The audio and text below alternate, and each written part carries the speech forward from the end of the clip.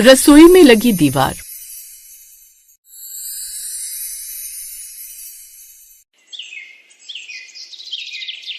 भाभी, नमक आपके पास में है। अब तो अपनी रसोई है तुम्हारी, नमक भी उधर ही रखना चाहिए ना। अनन्या के कदम ठिठक गए। वो चुपचाप लौटने वाली थी कि तभी सास आशा देवी अंदर आई। मैंने कहा था ना, हर चीज बांट कर रखो। अब कोई किसी का बर्तन या सामान को हाथ नहीं लगाएगा। अनन्या ने सिर झुका लिया। वो कुछ कहना चाहती थी लेकिन शब्द जैसे उसके गले में अटक गए। ये घर है नागपुर शहर में रहने वाले शर्मा परिवार का। इस घर की रसोई का माहौल पिछले कुछ दिनों से बिल्कुल बदला बदला था, जिसकी वजह थी रसोई के बीच में खड़ी नई दीवार, जो अचानक ही बनवा दी गई थी। जी हाँ, एक ही रसोई के दो हिस्से हो गए थे। बीच में खड़ी हो गई थी एक दीवार। एक ही घर में दो हिस्सों में बटी रसोई, दो अलग अलग गैस चूल्हे, अलग अलग बर्तन, और उस रसोई के एक तरफ खड़ी जेठानी शिवानी और दूसरी तरफ थी देवरानी अनन्या। तभी घर के बाहर से पड़ोसन की आवाज आई, आशा बहन। हाँ, रमा बहन आई। आशा बाहर आई तो बाहर उसकी पड़ोसन रमा खड़ी थी। अरे आशा बहन, थोड़ी चीनी मिलेगी? लो, ये भी कोई कहने की बात है रमा, रुक अभी बहू को बोलती हूँ। आशा देवी ने आवाज लगाई, अरे बहू, एक कटोरी चीनी लाना। सासू माँ की आवाज सुनकर दोनों बहुएं झट से एक एक कटोरी चीनी लेकर बाहर आ गई। अरे एक कटोरी मांगी थी, अनन्या तू वापस ले जा। आशा ने शिवानी वाली चीनी उसे दे दी, जिसके बाद दोनों बहुएं रसोई में चली गई। तभी रमा देवी ने आशा देवी से पूछा, अरे आशा बहन, सुना है तुमने रसोई में दीवार बनवा दी? ये सुनकर आशा देवी भीतर ही भीतर शर्मिंदा तो थी, पर खुद को मजबूत दिखाते हुए बोली, हाँ क्या करें, दोनों बहुओं में बात ही नहीं बनती, इससे अच्छा है अलग अलग चूल्हे हो जाएं।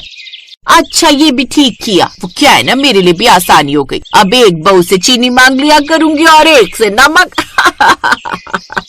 ऐसा कहकर रमा वहाँ से चली गई, लेकिन आशा देवी मायूस हो गई, क्योंकि वो जानती थी कि रसोई में लगी वो दीवार असल में इस घर के दिलों में लगी हुई दीवार थी। लेकिन आखिर ऐसा क्या हुआ था शर्मा परिवार में, जिसकी वजह से एक ही घर में दो दीवारें खिंच गई थी? आइए ये जानने के लिए चलते हैं इस कहानी की शुरुआत। 6 महीने पहले त्योहार का सीजन था। रसोई में काफी काम था। बहुओं, आज अच्छी सी बढ़िया सी गुजिया बनाना। जानती हो ना सबको घर में कितनी पसंद है गुजिया। आप फिक्र मत कीजिए माँ जी, आज की गुजिया सबको याद रहेंगी, इतनी अच्छी बनेगी। हाँ माँ जी, हम बढ़िया से मिठाई बनाकर देख लेंगी। ऐसा कहकर सास रसोई से बाहर चली गई और अब शिवानी और अनन्या दोनों मिलकर काम कर रही थी। तभी एक दिन हल्की सी गलती ने पूरी स्थिति को बदल दिया। शिवानी ने गुजिया के लिए चीनी का घोल तैयार किया था, अनन्या ने इस नमक मिला दिया। अरे तुमने ये क्या कर दिया? ये तो पूरा घोल खराब हो गया। हे भगवान, ये कैसी बेअकल देवरानी दी है मुझे।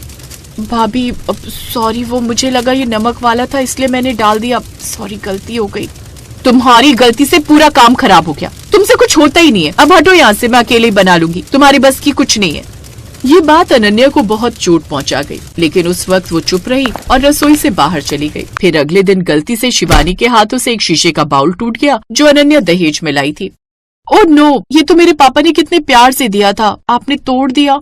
मैंने जानबूझकर नहीं किया, ये गलती से टूट गया। मैं जानती हूँ, 2 दिन पहले जो मुझसे गुजिया का घोल खराब हो गया था, आप उसी का बदला मुझसे ले रही है ना? अच्छा, तुम्हें ऐसा लगता है? अगर मैंने जानबूझकर तोड़ा होता ना, तो 1 मिनट, जैसे ये मग है वैसे ही वो बाउल रखा था, और मैं ऐसे आई और गलती से हाथ से टकराया और ये नीचे गिर गया, बिल्कुल ऐसे, समझी?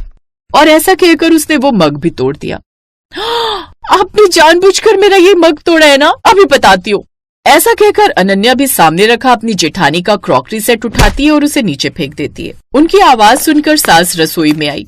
अरे अरे, ये सब तुम क्या कर रही हो? क्यों बिल्लियों की तरह लड़ाई कर रही हो? जैसे तैसे सास दोनों को चुप करवाती है, लेकिन अगले दिन फिर कुछ ऐसा होता है जिसके पीछे दोनों की फिर से लड़ाई झगड़ा शुरू हो गया। दरअसल अनन्या गैस बंद करना भूल गई और सब्जी जल गई, जिस पर गुस्सा होते हुए शिवानी कहती है, लो कर दिया सत्यानाश। माँ जी, मैंने कितनी बार कहा इसे रसोई में आने मत दिया करो माँ जी, एक काम ढंग से नहीं होता इससे। आशा देवी ने भी गुस्से में कह दिया, हाँ जब से आई है घर की रसोई का सिस्टम ही बिगाड़ दिया। और यहीं से शुरू हुआ मन का खिंचाव। अनन्या चुप हो गई। शिवानी हर बात पर तकरार करने लगी। छोटी छोटी बातें तकरार में बदलती गईं। तकरार दूरी में और दूरी उस दीवार में बदल गई जो कुछ दिन पहले खड़ी कर दी गई। सास ने परेशान होकर एक दिन उस घर में दीवार ही खींच दी। अब से तुम दोनों इस एक ही रसोई में खाना बनाओगी, लेकिन एक दीवार के उस तरफ और दूसरी दीवार के इस तरफ। दोनों देवरानी जेठानी एक दूसरे की शक्ल देखने लगे। अब घर में दीवार तो बन गई थी, पर इसका असर घर के हर सदस्य पर पड़ा। सुबह सुबह एक ही रसोई में लेकिन दो अलग अलग जगह गैस जलती। एक तरफ तड़के की खुशबू उठती, दूसरी तरफ चाय उबलती, लेकिन कोई किसी से कुछ नहीं कहता। लेकिन अब उन सबके चेहरे पर एक अलग ही मायूसी थी। साथ ही अब उन दोनों बहुओं के झगड़े ना होने के कारण पूरे घर में आशा थी, जिससे अब घर के बाकी सदस्यों को बिल्कुल भी अच्छा नहीं लग रहा था। फिर एक दिन गौरव ने अरविंद से कहा, भैया ये दीवार घर की आशा खत्म कर देगी। क्या करें छोटे, माँ सुनती नहीं और दोनों बहुएं की आपस में बोलती नहीं। रसोई ही तो घर का दिल होता है, अगर वही बढ़ जाए तो घर कैसे जुड़ा रहेगा। अब हम कुछ नहीं कर सकते, जो होगा खुद ही होगा। अब घर में आशा तो थी, क्योंकि दोनों बहुओं की किचकिच की आवाज जो नहीं आती थी। लेकिन पहले जहाँ सब उनकी किचकिच से परेशान थे, वहीं घर वाले अब उनकी खामोशी से परेशान थे। फिर एक शाम अचानक बिजली चली गई, घर में अंधेरा फैल गया। दीवार के दोनों ओर बर्तन की आवाजें बंद हो गयी। अनन्या मोमबत्ती ढूंढ रही थी, शिवानी भी, लेकिन दोनों की मोमबत्तियां गुम थी। तभी अनन्या ने दीवार के उस पार शिवानी की हल्की आवाज सुनी, माँ जी, माचिस और मोमबत्ती उधर रखी है क्या? अनन्या ने हिम्मत करके मोमबत्ती के डिब्बे से कैंडल निकाल कर दे दी, साथ ही माचिस भी। भाभी ये लीजिए माचिस, दीवार के पास रख रही हूँ। फिर शिवानी चौंक गई, उसने दरार से माचिस उठाई।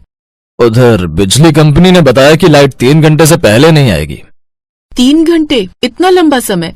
दोनों बहुएं एक एक तरफ मोमबत्ती की लौ में रसोई में काम कर रही थी। करीब रात के 8 बजे का वक्त था। अंधेरा गहरा हो चुका था। अनन्या गैस पर चाय बनाकर रख रही थी कि अचानक उसके दुपट्टे ने आग पकड़ ली और वो घबरा गई। बचाओ, आग आग आग! शिवानी ने जैसे ही आवाज सुनी, उसने सोचना भी नहीं चाहा। दीवार की दूसरी ओर भागकर वो अंदर पहुंची। उसे समझ आया कि दीवार की वजह से अनन्या तक पहुंचने में एक लंबा चक्कर काटना पड़ेगा। वो जल्दी से दौड़ी और उसका दिल तेजी से धड़क रहा था। वहाँ पहुंचकर उसने झट से अनन्या का दुपट्टा हटाकर श्रिंक में फेंक दिया और नल खोल दिया, जिससे पल भर में ही आग बुझ गई। अनन्या, तुम ठीक हो?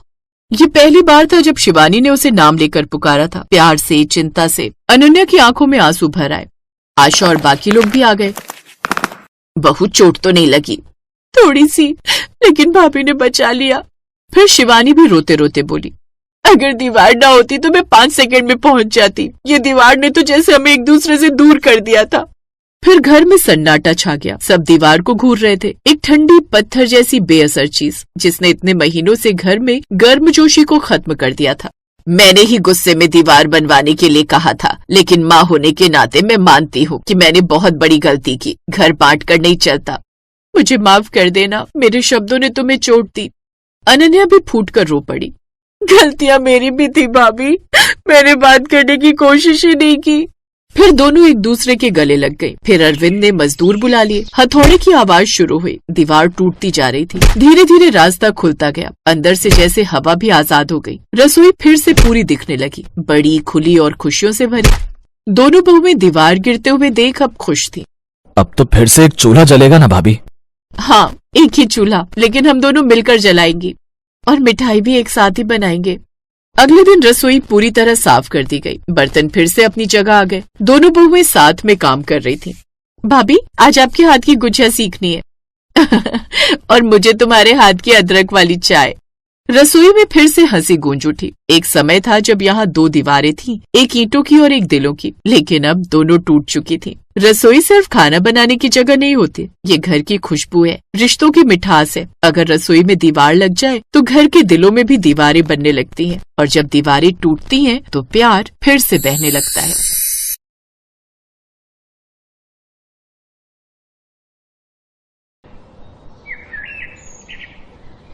अंजलि को अपने ससुराल में आए हुए साल भर होने वाला था। अब तक वो अपने परिवार को अच्छे से समझ गई थी, लेकिन अभी भी वो पूरी तरह अपने ससुराल वालों की बात नहीं समझ पाई थी। फिर एक रोज, माँ जी, घर में सब्जियां खत्म हो गई हैं। हाँ तो ले आना, मुझ बुढ़िया को क्यों बोल रही हो लाने को? और वैसे भी बड़े बुजुर्ग कह गए हैं कि जिस रसोई में 4 लोगों का हाथ लगे ना, वो ठीक से चल नहीं पाती। अब रसोई तू बनाती है तो सामान भी तू अब खुद ही लेकर आया कर। अंजलि को समझ आ गया कि अब उसके जिम्मे एक और काम आ गया। अंजलि सामान की लिस्ट बनाकर बाजार चली गई और फिर थकी हारी सामान लेकर घर लौट आई। जल्दी से खाना बना लेती हूँ, बहुत भूख लगी है। ओ महारानी, ये कोई वक्त है आने का और अब खाना बनाएगी? दिन के 3 बज रहे हैं। मैंने तो समय पर खाना बनाकर खा लिया। और तू भी कान खोल कर सुन ले, इस घर के कुछ नियम हैं। यहाँ खाना तय समय पर ही बनता है और खाया जाता है, आगे पीछे नहीं, समझी? तो अब खाना बनाने और खाने का समय निकल चुका है, इसलिए अब तू खाना नहीं बना सकती। इसलिए अब तू शाम को ही खाना बना लेना। अब तू इसे सजा समझ या जो मर्जी, लेकिन इसी बहाने अगली बार के लिए तुझे सबक भी मिल जाएगा। लेकिन माँ जी, मैं कोई बाजार टहलने थोड़ी ना गई थी, सामान लेने ही गई थी। मुझे तो भूख लगी है, मैं तो खाऊंगी खाना, मैं तो चली। ए इधर बैठ, ये ससुराल है तेरा मायका नहीं जो जब मर्जी रसोई में घुस गई। अगर मेरे घर के नियम तोड़ने की कोशिश की ना तो घर से निकाल दूंगी, समझी? बेचारी अंजलि के पास अब अपनी सास का फरमान मानने के अलावा और कोई रास्ता ही नहीं था। फिर शाम के वक्त, बहू अभी तक अपने कमरे में घुसी है, 5 बजने वाले हैं, चाय बनाने का समय हो गया है। अगर 5 बजे के बाद तू रसोई में गई ना तो ताला मार दूंगी रसोई में, समझी? फिर ऐसा ना हो कि तू चाय से भी जाए। अंजलि तो भूख के मारे पहले ही तड़प रही थी, इसलिए वो कोई भी रिस्क नहीं लेना चाहती थी। इसलिए वो जल्दी से रसोई में गई और चाय और साथ में कुछ पापड़ तल लाई, जिन्हें खाकर उसे थोड़ा आराम मिला। अब ध्यान से सुन, ठीक 9 बजे तक सारा डिनर बनाकर तैयार कर लेना, नहीं तो फिर ताला, समझ गई ना? जी माँ जी, समझ गई। सारे दिन की भूखी प्यासी अंजलि रसोई में जाती है और रात के डिनर की तैयारी में लग जाती है। फिर रात को 9 बजे वो सबको खाना बनाकर परोसती है। अपनी सास का ये नियम अंजलि को पसंद नहीं था। वो इसके बारे में अपने पति अनुराग से बात करती है। ये कोई नई बात नहीं है अंजलि, माँ आज से ऐसी नहीं है, बल्कि घर के नियम को लेकर वो शुरू से ही ऐसी है। बचपन में हम लोगों के साथ भी माँ ऐसा ही करती थी। जब खेलने के दौरान हम लोगों को अंदर आने में देर हो जाती थी तो वो हमें खाना भी नहीं देती थी, और जब हमें एक दिन खाना नहीं मिलता था ना तो अगले दिन हम खुद समय से घर आ जाते थे। लेकिन अगर कोई किसी काम से कहीं गया और आने में देर हो जाए तो इसका मतलब ये तो नहीं कि खाना ही नहीं मिलेगा। और मैंने बताया ना, मैं घूमने नहीं गई थी, घर का राशन लेने ही गई थी। देखो, इन छोटी छोटी बातों को लेकर बहसबाजी करना मैं जरूरी नहीं समझता, और तुम भी खुद को माँ की तरह इस घर के नियम कानून में ढाल लो। अब मुझे सोने दो, सुबह ऑफिस भी जाना है। अंजलि को अपने पति की बात पर बहुत गुस्सा आया, लेकिन वो कर भी क्या सकती थी। ऐसे ही समय बीता और कुछ महीने बाद उसके देवर मोहन की शादी भी हो गई और देवरानी प्रिया भी दुल्हन बनकर उस घर में आ गई। और जब उसे घर की इस रसोई के नियम के बारे में पता चला तो उसके भी होश उड़ गए। लेकिन भाभी, घर के कामकाज निपटाने में थोड़ा बहुत लेट तो हो ही जाता है, इसका ये मतलब थोड़ी ना कि बहू को खाना ही मत दो। इस घर का तो यही नियम है प्रिया, जब खाना बनाने में मुझे लेट होता है तो माँ जी तो बस घड़ी देखती रहती हैं, लेकिन जब तक मैं सारे काम निपटा कर रसोई में आती हूँ तब तक माँ जी रसोई में ताला लगा देती हैं। ये दोनों भाई खुद तो बाहर खा लेते हैं और घर में मैं ही रह जाती हूँ भूखी। अच्छा एक बात बताओ भाभी, इस रसोई में 2 दरवाजे क्यों हैं? माँ जी कहती हैं कि ससुर जी ने वास्तु के हिसाब से 2 दरवाजे बना दिए थे। वैसे हम तो एक ही दरवाजा इस्तेमाल करते हैं, दूसरे वाले में तो हमेशा ताला ही लगा रहता है। तो ये सब छोड़ना। ऐसे ही कुछ दिन बीते। एक रोज, सच कहूं भाभी, कभी कभी ऐसा लगता है कि मेरी शादी नहीं हुई बल्कि मुझे सजा सुनाई गई है इस 4 दीवारी में रहने की। क्या यार, न कहीं मूवी जा सकते न कहीं घूमने। तेरी शादी तो अभी अभी हुई है, मेरी शादी को तो 2 साल होने वाले हैं। मजाल है बिना काम के इस घर के बाहर कदम भी रखा हो। वैसे भाभी, अगर हम बाहर जाएंगे घूमने तो खाना भी बाहर ही खाएंगे, तो ये टेंशन नहीं रहेगी कि घर पर रसोई में ताला मिलेगा। माँ जी तुमसे 4 कदम आगे का सोचती हैं। उनका एक नियम ये भी है कि जाओ कहीं भी लेकिन खाना घर पर ही खाना है। माँ जी की मर्जी के बिना घर में पत्ता भी नहीं हिल सकता। बाकी जो होगा देखा जाएगा। ऐसे ही दिन बीते। एक दिन दोनों देवरानी जेठानी बाजार गई हुई थी। चलो भाभी जल्दी चलो, कहीं ऐसा ना हो समय से खाना बनाने घर ना पहुँच पाए। हाँ जल्दी चल। लेकिन तभी रास्ते में प्रिया की पुरानी सहेली अंकिता मिल जाती है। अरे यार प्रिया, कैसी है तू? कितने दिनों बाद देख रही हूँ तुझे। शादी के बाद तो तुझे मिलने तक की भी फुर्सत नहीं।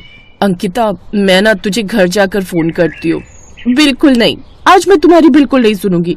चलो ना, पास में ही मेरा घर है, चाय नाश्ता करते, थोड़ी गप्पे मारेंगे, फिर चली जाना। अंकिता जबरदस्ती उन दोनों को अपने साथ घर ले जाती है। वो दोनों जल्दी जल्दी एक ही घूंट में चाय पीकर अपने घर की तरफ भागती हैं। लेकिन घर पहुंचने में हो गई थी उनको देर और तब तक लग चुका था रसोई में ताला। अब बिल्कुल भी रसोई में जाने की जरूरत नहीं है, अब तुम दोनों भूखी ही रहोगी, समझी? हम सब ने समय से खाना खा लिया है।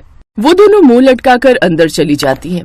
फिर देर रात प्रिया को ध्यान आता है कि आज तो उसने दही जमाई ही नहीं। अरे मैं तो आज सुबह के लिए दही जमाना ही भूल गई। माँ जी से चाबी मांगकर देखती हूँ, क्या पता दे दे। वो अपनी सास के कमरे में जाती है, जहाँ वो देखती है कि उसकी सास के कमरे से जो दरवाजा रसोई से लगा हुआ था वो खुला हुआ है। वो उस दरवाजे से रसोई की तरफ जाती है, जहाँ का नजारा देख वो हैरान रह जाती है। उसकी सास बड़े मजे से अंदर खाना खा रही होती है। प्रिया को देख वो घबरा जाती है। अरे छोटी बहू, तू यहाँ क्या कर रही है? तू जानती है ना रसोई में 9 बजे के बाद आना मना है। अच्छा, फिर आप यहाँ क्या कर रही हैं? ओह, अब समझ आया ये 2 दरवाजे की रसोई का चक्कर क्या है। बड़ा जुल्म किया है आपने हम पर। क्या कहूँ बहू, दरअसल ये सब आदत मुझे मेरी सास से पड़ी है।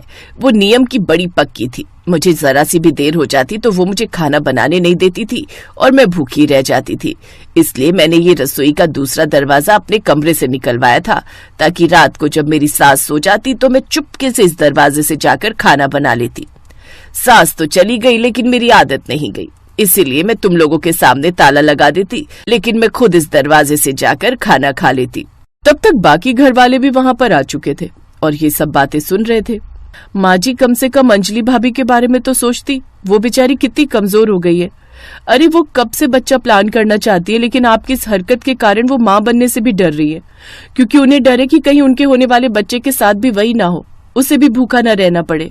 अब सास को अपनी गलती का एहसास होता है और वो उन सब से अपने किए की माफी मांगती है और उस दिन के बाद वो रसोई में ताला लगाना छोड़ देती है।